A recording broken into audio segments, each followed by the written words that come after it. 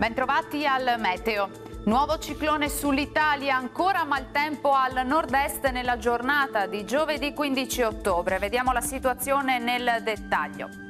Sul Veneto condizioni di tempo molto perturbato, piogge e temporali bagneranno un po' tutte le province della nostra regione, fenomeni a tratti anche intensi e quantitativi abbondanti, specie sulle coste e sui monti, neve sulle Alpi sopra i 1200 metri.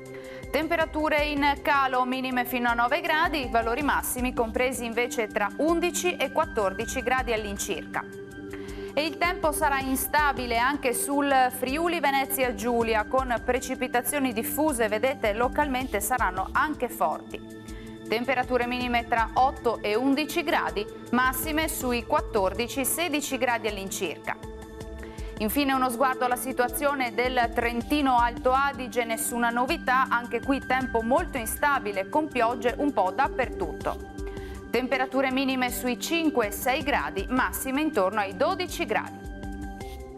Dal meteo di Antenna 3 per ora è tutto, grazie per l'attenzione, arrivederci.